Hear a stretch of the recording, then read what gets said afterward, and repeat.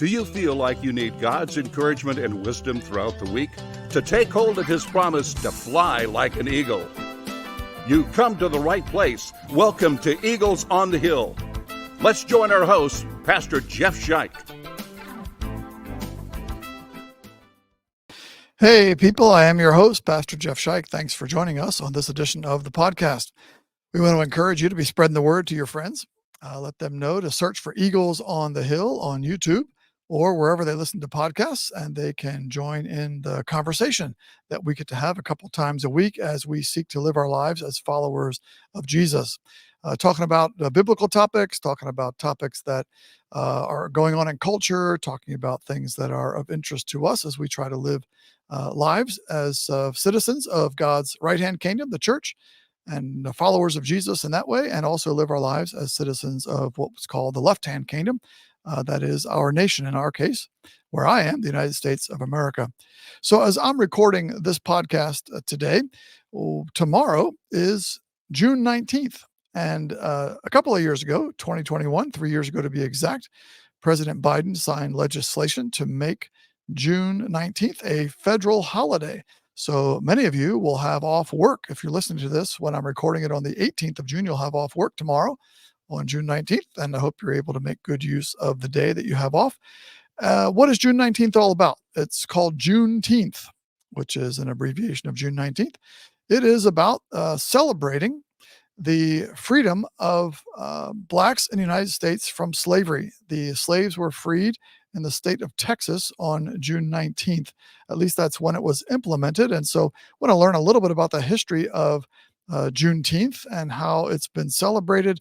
And I think it's great to celebrate. We should celebrate the fact that the United States is different than many countries around the world in that, not different in that we had slavery. Slavery was found in every country around the world throughout history, really. But one of the things that makes the United States unique is that slavery was outlawed, and not just outlawed by legislation, but a war was fought on within our nation to outlaw slavery, and 600,000 people lost their lives, 300,000 roughly from the North and 300,000 from the South.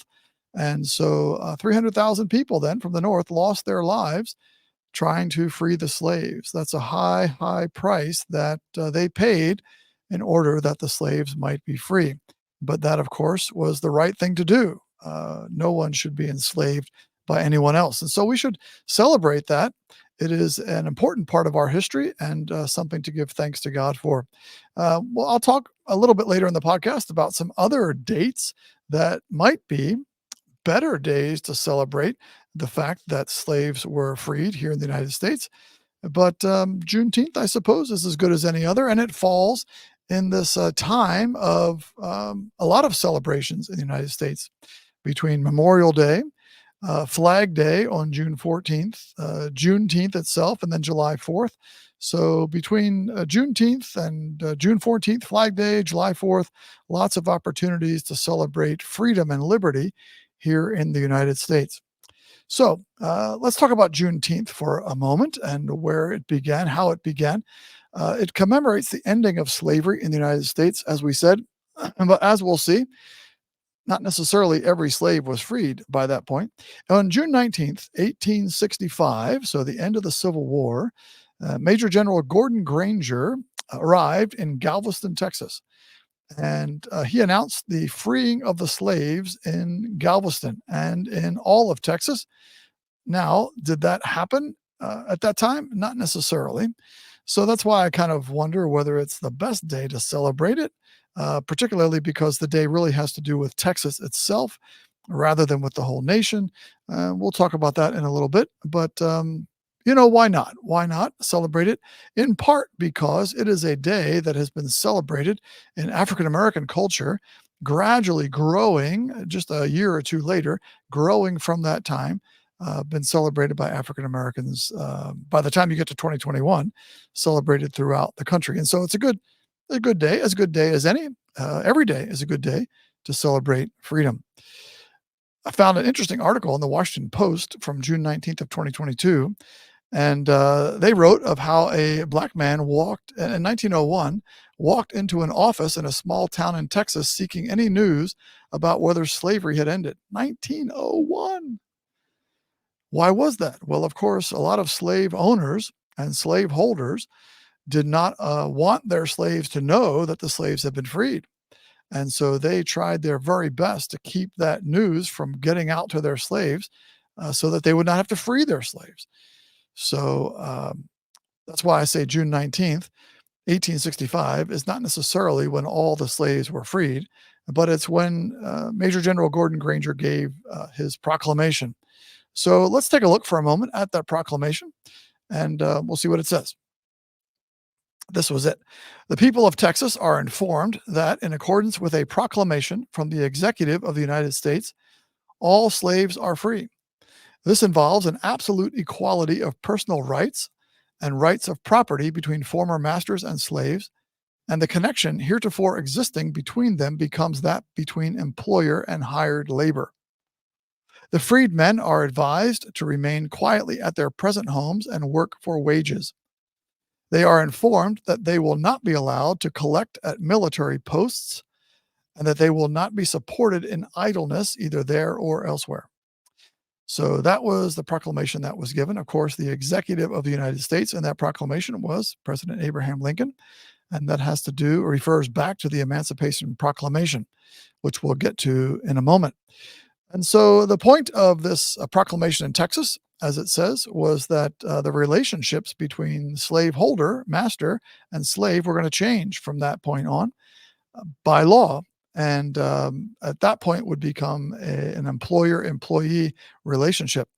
Of course, um, that didn't exactly work out for any number of years, maybe even up to 100 years, as you get all the way to the point of Jim Crow laws and that kind of stuff. So this idea that it all would just work out based on a proclamation did not exactly take place. And our country was the worse off for it after President Lincoln was assassinated and President Andrew Johnson became president.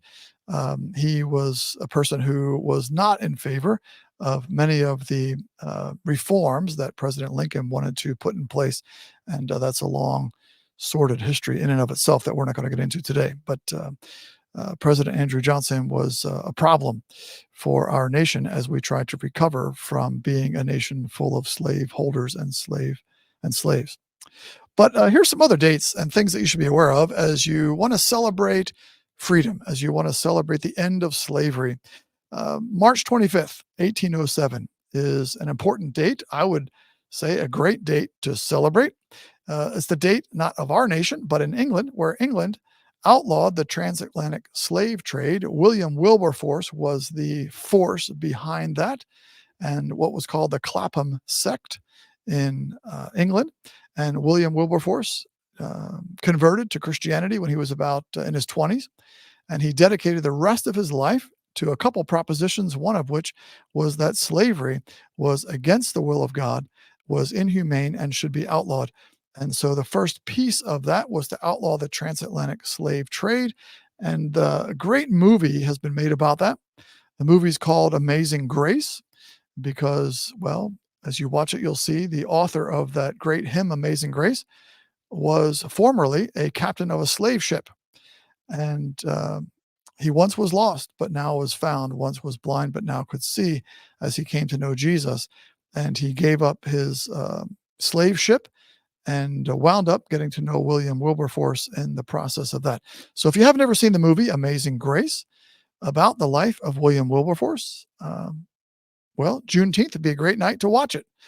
Sit at home, get out the popcorn, watch the movie, and rejoice in what Jesus did in the life of William Wilberforce and how he was a force as a follower of Jesus to change society. Another great date to celebrate in terms of the ending of slavery is January 1st, 1863, when Abraham Lincoln gave his famous Emancipation Proclamation. Now, what some might not know about that Emancipation Proclamation is that it did not free all the slaves in the United States. How about that? What it freed, the slaves it freed, were all the slaves who were currently living in states that had rebelled against the Union. So it did not free the slaves that were not in rebellion against the Union, particularly those border states. There's some border states where slavery was still legal, and yet they did not secede from the Union. The Emancipation Proclamation did not free those slaves. It freed the slaves that were no longer under Abraham Lincoln's jurisdiction. So what good did it do? Well, it did a lot of good, but that's a long history lesson that we're not going to get into today. But it freed the slaves. Basically, you would think of it this way, of the southern states. And so as the southern states came back into the Union, they came back in as free states rather than slave states. Thus, when Texas in 1865, when General Granger was there, the Emancipation Proclamation was what he referenced as he talked about the freeing of slaves in Texas. What freed the slaves legally, officially in the United States was the 13th Amendment to the Constitution, and it was ratified December the 6th, 1865. So Juneteenth is June of 1865. What freed the slaves throughout the United States is the 13th Amendment ratified by the states in December 1865. And the 13th Amendment reads as follows: neither slavery nor involuntary servitude, except as punishment for crime whereof the party shall have been duly convicted, shall exist within the United States or any place subject to its jurisdiction. In other words, the 13th Amendment outlawed slavery in the United States or in any other place subject to its jurisdiction. But there is an exception that you could, in that day, with the 13th Amendment, commit a crime for which the punishment was slavery, or the punishment was involuntary servitude, in other words. So that kind of punishment for a particular crime was still legal in that day. That is something a lot of people don't know, is that it outlawed slavery except as a punishment for a crime. So there you go.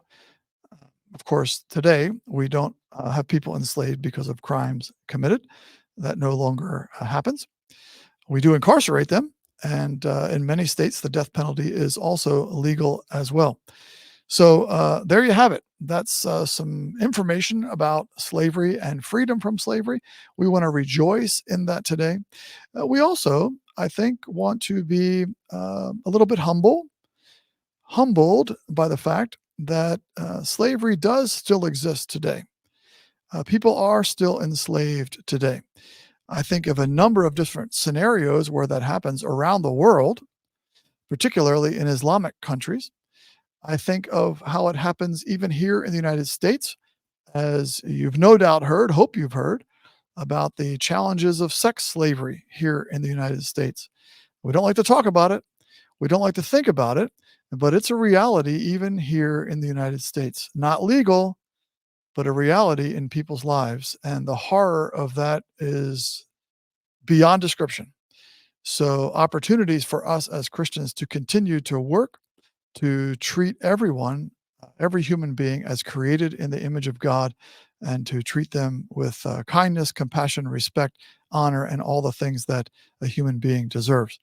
So we ask that you would continue to rejoice today on Juneteenth at the emancipation of slaves back in the 19th century, and yet also cry out to God in prayer for those who are still enslaved today, both here in the United States and around the world. That's what we got for you today as we go through this topic of Juneteenth. I want to encourage you to write us at eaglesonthehill211@gmail.com. That's all one word. No spaces, dots, dashes, underscores, just all one word, eaglesonthehill211@gmail.com. Let us know what you think about this podcast, how you're going to celebrate today or other days, the freedom that we enjoy in this nation as we not only celebrate today, but move up to July 4th and that kind of freedom as well. Want to encourage you to continue to hope in the Lord. Put your hope in the Lord, for those who hope in the Lord will fly on wings like eagles. Thanks for listening to the podcast today.